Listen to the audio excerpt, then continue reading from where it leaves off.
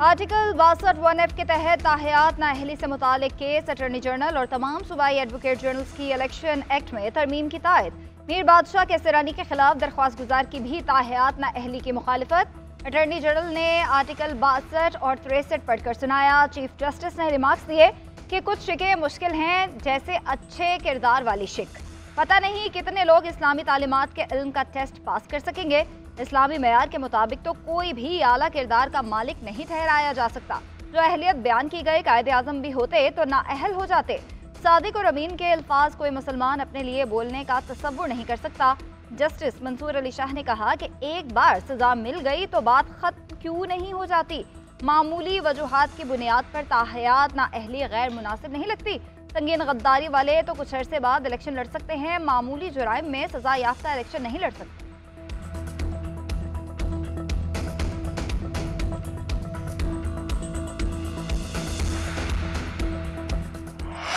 हर इदारे को अपनी हुदूद में रहना चाहिए। हम पार्लियामान को कानून साजी का हुक्म नहीं दे सकते। जस्टिस काजी फाइज ईसा के जबरी गुमशुदगी केस में रिमार्क्स। शुएब शाहीन के दलाइल में सेनेट से मिसिंग पर्सनस का बिल गायब होने का तस्करा। चीफ जस्टिस ने इस्तफसार किया कि बिल किसने गायब किया।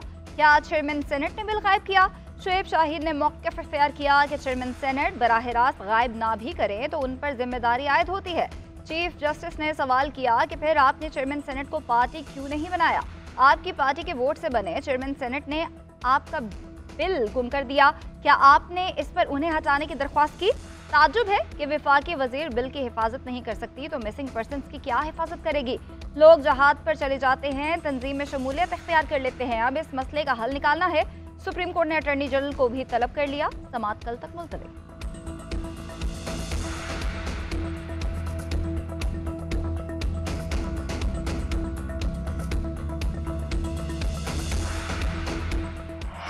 जबरी गुमशुदगी केस में शुएब शाहीन का शेख रशीद, सदाकत अब्बासी और दीगर की गुमशुदगियों का तस्करा। कहा यह तमाम अफराद लापता रहे और वापस आकर पार्टी बदली। लोगों की गुमशुदगी और फिर एक तरह से नमूदार होने का नुक्ता उठाया गया। एतजाज अहसन ने तमाम तर सूरत हाल पर दरख्वास्त दायर की। चीफ जस्टिस ने कहा कि क्या एतजाज अहसन के सामने इन तमाम अफराद को उठाया गया या फिर उन अफराद ने कहा कि हमारा केस लड़े। ये तमाम लोग असर रसूख वाले हैं। क्या आप इस बात पर रंजीदा हैं कि ये पीटीआई छोड़ गए? क्या हम इन्हें ये कहें कि ये वापस पीटीआई में आ जाएं?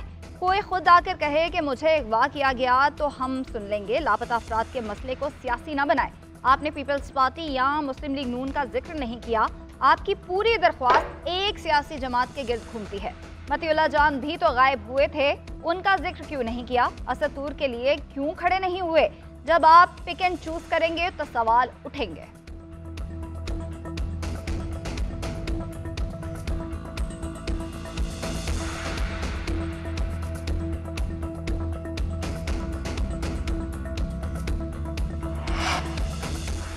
जो हथकंडे इस्तेमाल हो रहे हैं, ऐसा लग रहा है कुछ लोग चाहते हैं कि इंतखाबात ना हो। चीफ जस्टिस के कोहाट के आरओ की मअतली से मुतल्लिक केस में रिमार्क्स।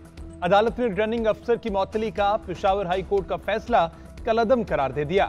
चीफ जस्टिस ने रिमार्क दिए कि एक रिटर्निंग अफसर बीमार हुआ, दूसरा लगा दिया गया। पेशावर हाई कोर्ट ने तकर्री मंसूख कर दी। पेशावर हाई कोर्ट के जज ने नोटिस जारी करना भी मुनासिब न समझा। यह हाई कोर्ट से किस किस्म के ऑर्डर हो रहे हैं? आरओ कोई भी हो, क्या फर्क पड़ेगा? रिटर्निंग अफसर स्क्रूटनी जारी रखे, आरओ कौन होगा इससे उम्मीदवार को क्या फर्क पड़ता है?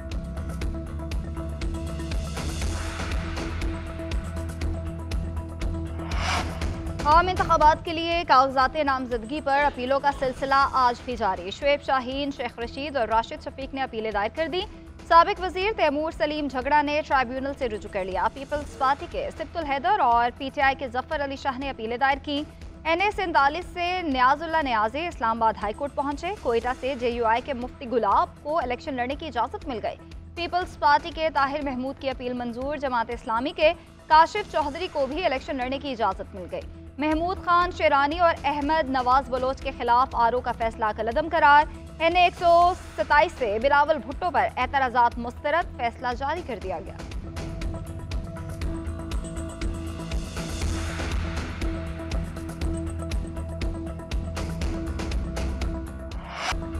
इंतखाबी निशान के मामले पर इलेक्शन कमीशन की दरख्वास्त पर फैसला महफूज। पेशावर हाई कोर्ट के जस्टिस एजाज खान ने रिमार्क दिए कि हम फैसला नहीं कर सकते। केस 9 जनवरी को डिवीजन बेंच के लिए लगा है। इलेक्शन कमीशन के वकील ने मौक़िफ़ इख्तियार किया कि पीटीआई ने इंट्रा पार्टी इलेक्शन सही तरीके से नहीं कराए। इलेक्शन कमीशन को सुने बगैर हुक्म इम्तना जारी किया गया। इलेक्शन कमीशन एक बाइख्तियार इदारा है, उसे अपने फैसले करने का इख्तियार है। इन्होंने जो रिलीफ दिया वो पूरा फैसला है, उसके बाद कुछ नहीं बचा। पीटीआई का अबूरी रिलीफ और हतमी इस्तदा एक ही है।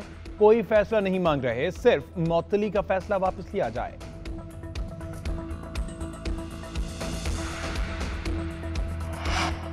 आम इंतखाबात में इंतहाई हसास पोलिंग स्टेशन पर फौज तैनात होगी। चीफ इलेक्शन कमिश्नर की ज़ेर सदारत इजलास में फैसला। सीसीटीवी कैमरास नस्ब होंगे। चारों आईजी की सिक्योरिटी से मुतालिक रिपोर्ट पेश। इलेक्शन कमीशन ने वीआईपी अफराद और इमारतों की सिक्योरिटी कम करने की हिदायत जारी कर दी। इलेक्शन विंग की इंतखाबी तैयारियों पर ब्रीफिंग। रिटर्निंग अफसरान ने हतमी फहरिस्त इलेक्शन कमीशन को भिजवा दी।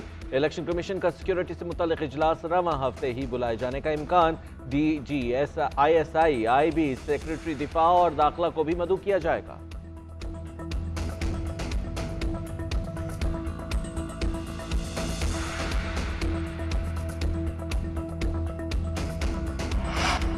मुल्क में इंतखाबी अमल बदनज़मी का शिकार है। कागजात नामजदगी छीनने की बदतरीन बदनज़मी देखी गई। एक तरफ जनाजे और दूसरी जानिब लोग उठाए जा रहे हों तो इस माहौल में आज़ादाना और मुनसिफाना इलेक्शन नहीं होंगे। सेनेटर शहजाद वसीम का सेनेट इजलास में इजहार ख्याल। कहा, आज़ादाना इंतखाबात के लिए एक दूसरे को रास्ता देना जरूरी है। ज़ाती मुफादात से बालातर होकर कौमी तरजीहात का सोचना चाहिए। हुकूमत आए हुकूमत जाए, CPEC चलना चाहिए। कौमी मुफादात का तयन हमें इंतखाबात से बालातर होकर तय करना होगा।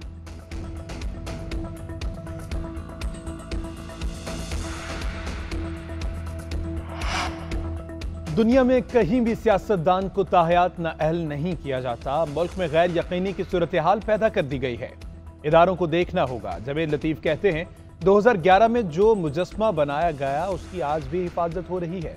सिसिलियन माफिया के अल्फाज वापस नहीं लिए मगर मासूम के अल्फाज दे दिए।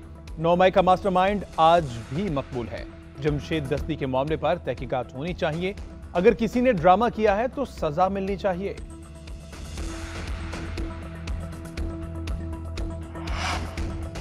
निगरान वज़ीर आज़म अनवारुल हक काकड़ की चौधरी शुजात की रिहाइश का आमद। चौधरी शुजात की खैरियत दरियाफ्त की। निगरान वज़ीर आला पंजाब मोहसिन नकवी भी वज़ीर आज़म के हमरा अनवारुल हक काकड़ ने कहा कि चौधरी शुजात मोतबर सियासतदान हैं। उन्होंने हमेशा रवादारी और मुफाहमत की सियासत की। वज़ीर आज़म ने वज़ीर आला पंजाब की कारकर्दगी को भी सराहा। कहा, मोहसिन नकवी ने पंजाब में खिदमत और कारकर्दगी की आला मिसाल कायम।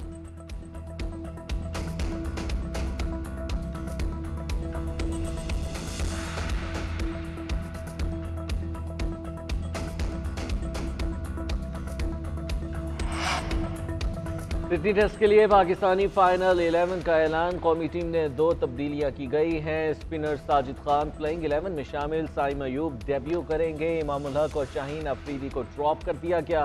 मोहम्मद रिजवान स्क्वाड में जगह बरकरार रखने में कामयाब। स्क्वाड में कप्तान शान मसूद, अब्दुल्ला शफीक, बाबर आजम और सऊद शकील शामिल। सलमान अली आगा, हसन अली, आमिर जमाल और मीर हमजा भी खेलेंगे। आखिरी टेस्ट कल सिडनी में शुरू होगा। कप्तान शान मसूद कहते हैं, बाबर आजम टीम के अहम खिलाड़ी हैं, उन पर कोई तहफ़्फ़ुज़ात नहीं। बाबर आजम सिडनी में बड़ी इनिंग्स खेलेंगे।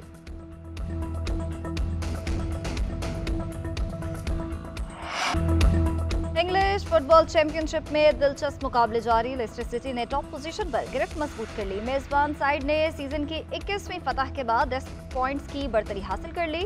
थॉमस कैनन के 2 गोल्स की बदौलत लेस्टर सिटी ने हडर्सफील्ड टाउन को 4-1 से शिकस्त दी।